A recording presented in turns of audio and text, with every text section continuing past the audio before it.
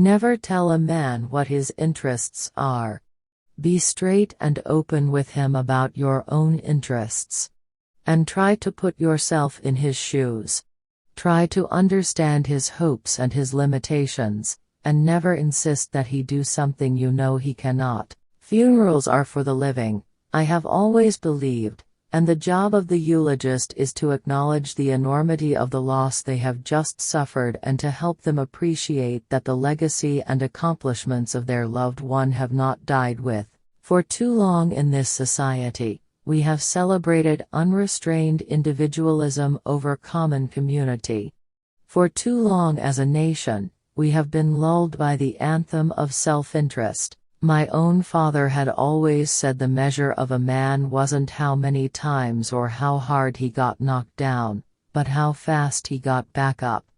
I made a pledge to myself that I would get up and emerge from this debacle better for having gone through it. Every man lives in two realms, the internal and the external. The internal is that realm of spiritual ends expressed in art, literature, morals, and religion.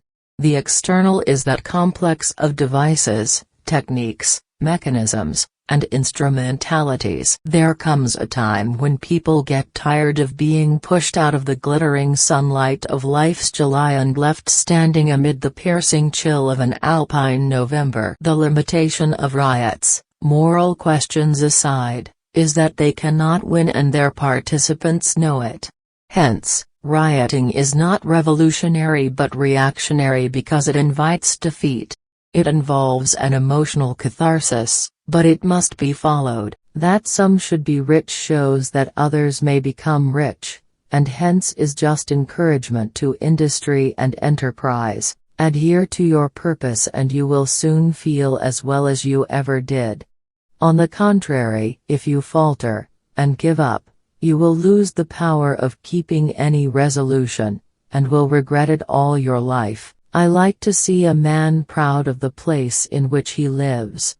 I like to see a man live so that his place will be proud of him. The greatest thing by far is to be a master of metaphor. It is the one thing that cannot be learned from others, and it is also a sign of genius, since a good metaphor implies an intuitive perception of the similarity of the promoted as an object of primary importance. Institutions for the general diffusion of knowledge.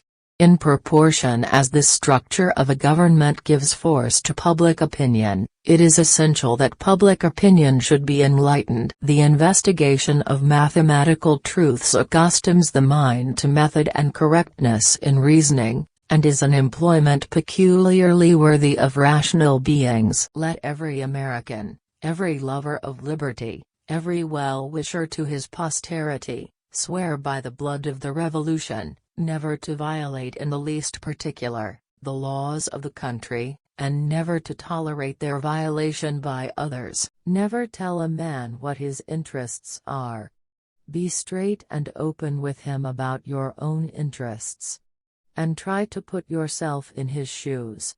Try to understand his hopes and his limitations, and never insist that he do something you know he cannot.